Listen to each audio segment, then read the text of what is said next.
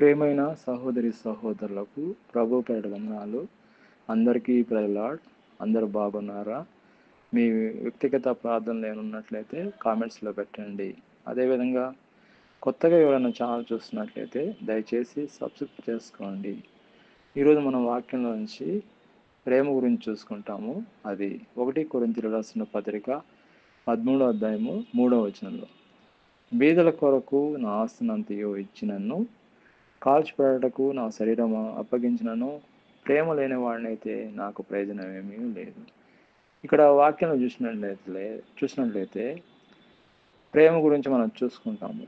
అంటే మనలో దేవుడు ప్రేమ ఉంటేనే మనం ఒకరికి సహాయం చేస్తాము.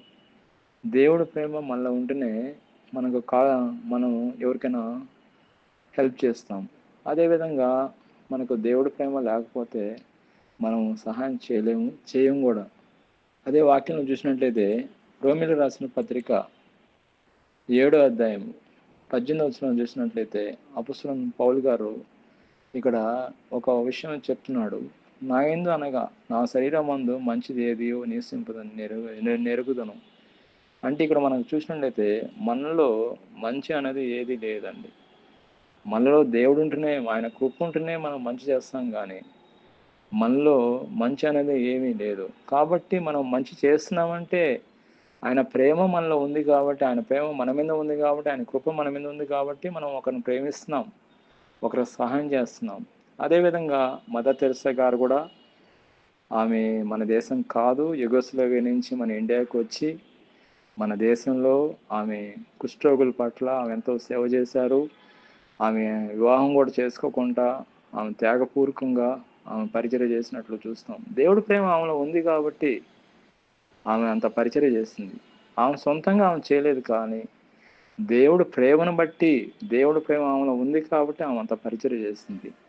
అట్లాగే మిషనరీ గారు, ఆస్ట్రేలియా మిషనరీ గారు గ్రహం స్టెయిన్స్ గారు కూడా ఆయన ఆస్ట్రేలియాలో వదులుకొని మన దేశానికి వచ్చి మన దేశంలో ఆయన కుష్ఠరోగులకు పరిచర్య చేశాడు. అదేవిధంగా పరిచర్య కూడా చేస్తున్నాడు. ఒకరోజు మీటింగ్ అయిన తర్వాత ఆయన కారులో బస్ చేస్తున్నప్పుడు వాళ్ళిద్దరు పిల్లలు వాళ్ళని దహనం చేసినట్లు మనం చూస్తున్నాము.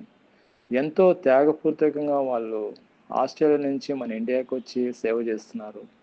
అది వాళ్ళ సొంతంగా వాళ్ళు సొంతగా చేయలేదు, కానీ దేవుడి ప్రేమ వల్ల